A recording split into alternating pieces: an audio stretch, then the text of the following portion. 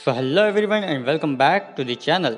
मैंने community tab पर एक पोस्ट किया था जिस पर मैंने पूछा था कि आपको गार्प, ड्रैगन और जोरो में से किस पर वीडियो चाहिए, जिसमें सबसे ज़्यादा वोट ड्रैगन को मिले थे, उसके बाद गार्प एंड देन जोरो। तो इसीलिए पहला वीडियो मैं ड्रैगन पर बना रहा हूँ। इस वीडियो में हम ड्रैगन की अब तक की हिस्ट्री, उसकी पावर जो कि अब तक कंफर्म नहीं है, पर मैं कुछ प्रूफ्स दिखाऊंगा जिससे इसके पास जो डेविल फ्रूट है उसकी पावर साबित हो जाएगी। इसके अलावा क्योंकि हमें इसके पास्ट के बारे में कुछ नहीं पता, हम कुछ थ्योरीज भी डिस्कस करेंगे ताकि थोड़ा बहुत हमें ड्रैगन के बारे में पता चल सके। आई नो तुम ड्रैगन के बारे में जानने में इंटरेस्टेड तो हो ही। वीडियो को पूरा आखिर तक जरूर देखना एंड इसे जितना हो सके उतना लाइक करना एंड शेयर करना ताकि ये वीडियो ज़्यादा से ज़्यादा लोगों तक पहुंच सके। एंड अब इसी के साथ बिना किसी देरी के शुरू करते हैं आज की हमारी ये वीडियो।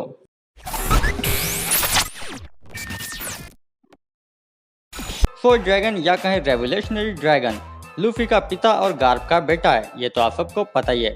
पर इसकी पावर क्या है, कौन सा डेविल फ्रूट इसके पास है?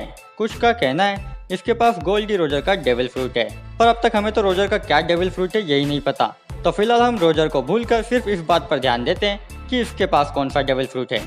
मेरे और बहुत सौ के मुताबिक इसके पास है विंड डेविल फ्रूट, जिसका मैं अब आपको प्रूफ भी देता हूँ।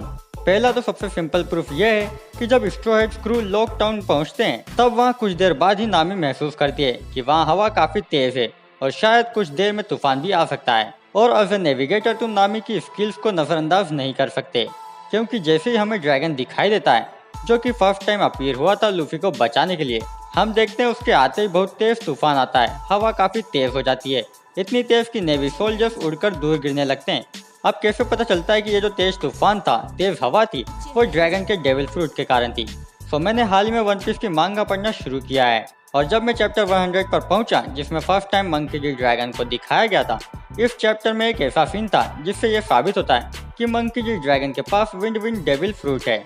इस चैप्टर में जब नेवी सोल्जर्स स्मोकर के पास आते हैं तब ये टेक्स्ट हमें दिखता है, इस पर लिखा है विंड ब्लास्ट। देखो हवा तो पहले ही चल रही थी, वो भी काफी तेज, पर नेवी सोल्जर्स को इससे ज्यादा फर्क नहीं पड़ा था। पर जैसे ही वो ड्रैगन के पास आए तभी अचानक विंड का एक ब्लास्ट हुआ। हिंदी में कहूँ तो अचानक हवा आंधी में बदल गई। अब ये कोई कॉन्फिडेंस तो नहीं हो सकता। वैसे ड्रैगन का wind devil fruit obviously Logia type का है, क्योंकि सभी nature related devil fruits Logia ही होते हैं। तो कुछ थ्योरीज की माने तो ये विंड डेविल फ्रूट पहले गोल्डी रोजर का था, क्योंकि कई बार रोजर के पास भी हमने विंड देखी है। और इसका सबसे बड़ा प्रूफ रोजर वर्सेस शिकी के बैटल में दिखाई दिया था, जब अचानक से वहां तेज तूफान आया था और बिजली गिर रही थी। और आपको पता ही होगा कि जब शिकी रोजर पर अटैक कर रहा था तब रोजर के पास शिकी से बचकर जाने का कोई रास्ता नहीं था, क्योंकि रोजर की बस वहां एक शिप थी जबकि शिकी की बहुत सारी। वैसे इस थ्योरी को प्रूफ करने के लिए एक सबूत भी है। आपको पता होगा कि जब रोजर को एग्जीक्यूट किया गया था तब वहाँ ड्रैगन भी था। और अगर आपको डेविल फ्रूट्स की हिस्ट्री के बारे में थोड़ा बहुत पता होगा तो आपको पता ही होगा कि जब कोई डेविल फ्रूट यूजर मरता है तो उसके डेविल फ्रूट की पावर किसी पास के मिलते जुलते नॉर्मल फ्रूट में चली जाती है और वो नॉर्मल फ्रूट एक डेविल फ्रूट में कन्वर्ट हो जाता है। सिंपली हुआ ये होगा, रोजर मरा, आसपास के किसी एक नॉर्मल फ्रूट में उसके डेविल फ्रूट की पावर गई और ड्रैगन ने उसे खा लिया। बाकी तुम्हें पता ही है। बाय द वे तुम्हें ये थ्योरी कैसी लगती है कमेंट में ज़रूर बताना। और हाँ, मैं जो थ्योरीज डिस्कस कर रहा हूँ वो मेरी नहीं है बल्कि इंटरनेट से ली गई है। अब कुछ थ्योरीज हम ड्रैगन के पास्ट पर डिस्कस करेंगे। आखिर क्यों ड्रैगन एक रेवोल्यूशनरी बना, उसकी आखिर वर्ल्ड गवर्नमेंट से क्या दुश्मनी हो सकती है। तो इस पर मुझे दो थ्योरीज मिली। फर्स्ट थ्योरी ये कहती है कि ड्रैगन पहले गार्प की तरह नेवी का हिस्सा था और एक एडमिरल हुआ करता था। हाँ, वही पोस्ट जो पहले आओकीजी, किजारू और अकाइनु के पास थी। वेल, किजारू तो अब भी एडमिरल ही है।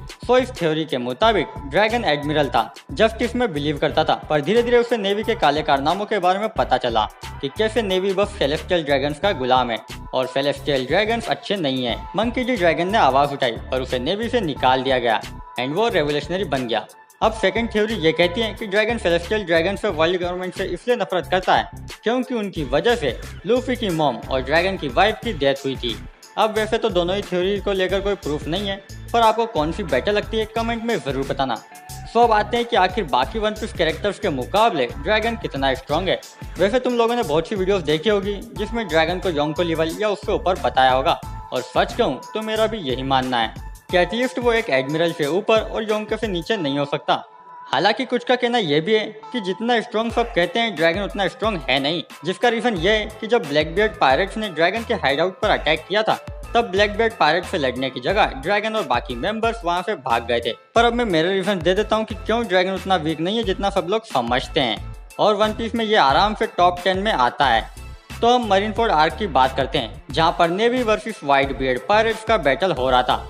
हर किसी का ध्यान सिर्फ और सिर्फ व्हाइट बियर्ड पायरेट्स को रोकने में लगा था, अंटिल सेनगोकू ने ये नहीं कहा था कि लूफी मंकी डी ड्रैगन का सन है। और ये सुनने के बाद नेवी का हर कोई बंदा व्हाइट बियर्ड पायरेट्स को छोड़कर लूफी के पीछे लग गया था।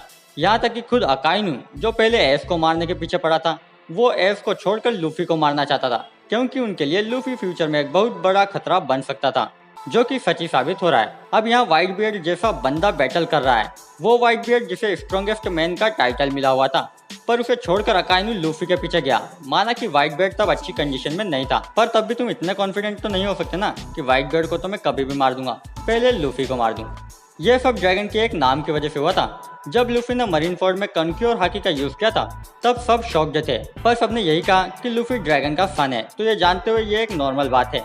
मीन्स ड्रैगन की कनक्यू और हाकी बहुत ज्यादा स्ट्रॉन्ग है, और ड्रैगन के नाम की जितनी दहशत मरीनफोर्ड में हो रही थी, उतनी व्हाइट बियर्ड की भी नहीं थी, जबकि वो तो खुद वहाँ मौजूद था। तुम खुद सोच लो, जिस बंदे ने अब तक ज्यादा कुछ किया ही नहीं, जिसे ज्यादा दिखाया तक नहीं, सिर्फ उसके नाम से लोग कांपते हैं, लोगों की पैंट गिली हो जाती है। तो सोचो जब वो कोई एक्ट करेगा, कोई हलचल करेगा, तो क्या होगा। हम एग्जाम्पल के लिए साबो को ही ले लेते हैं। साबो की हाकी कितनी स्ट्रॉन्ग है, एंड एस के डेविल फ्रूट के पाने के बाद वो फुजितेरा जैसे एडमिरल से फाइट कर रहा था। तो ड्रैगन जिसे सीख कर साबो इतना स्ट्रॉन्ग बना है, तो खुद ड्रैगन कितना स्ट्रॉन्ग होगा, क्योंकि किसी को स्ट्रॉन्ग बनाने के लिए तुम्हारा स्ट्रॉन्ग होना जरूरी है। एग्जाम्पल के लिए जोरो एंड मिहाक को ले लें, या लूफी एंड रेले को। और अगर कहीं से भी ड्रैगन के एडमिरल होने वाली थ्योरी सही साबित होती है इन फ्यूचर, देन हम ये मान सकते हैं कि ड्रैगन योंको लेवल का ही है, और मैं भी ज्यादा स्ट्रॉन्ग होगा, पर उनसे कमजोर बिल्कुल नहीं।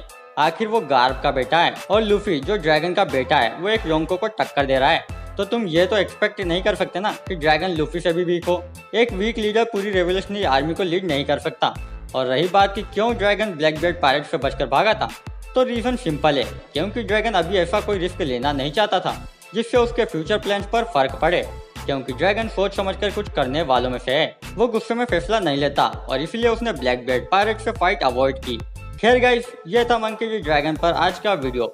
आई होप तुम्हें वीडियो अच्छा लगा हो एंड तुमने एंजॉय किया हो। वैसे अगर कुछ ऐसा है जो इम्पोर्टेंट है पर मैं बताना भूल गया हूँ, तो प्लीज कमेंट करके बता देना, एंड वीडियो को लाइक करो जितना हो उतना, एंड मोस्ट इम्पोर्टेंट शेयर करो। एंड तुम में से कोई भी कहीं से भी चैनल पर न्यू आ गया है, तो सब्सक्राइब करो इस चैनल को, ताकि हम जल्दी 6000 सब्सक्राइबर कंप्लीट करें। एंड आप सब्सक्राइब करने के बाद उसके बाजू में जो बेल आइकन दिख रही है, उस पर क्लिक करके उसे ऑल पर सेट करना मत भूलना, ताकि जब भी मैं कोई न्यू वीडियो अपलोड करूं, तो तुम लोगों को उसकी नोटिफिकेशन सबसे पहले आए और तुम लोगों वीडियो सबसे पहले देख पाओ। इसके अलावा अगर तुम में से कोई इंस्टाग्राम या ट्विटर का यूज़ करता है, तो यार तुम लोग मुझे वहाँ पर भी फॉलो कर सकते हो। मेरे इंस्टा और ट्विटर अकाउंट की लिंक डिस्क्रिप्शन में है, so make sure description check किया करो, उसमें काफ़ी कुछ होता है। So that being said guys, आज के वीडियो में इतना ही। जल्दी मिलते हैं किसी न्यू वीडियो में न्यू टॉपिक के साथ, तब तक के लिए सायोनारा।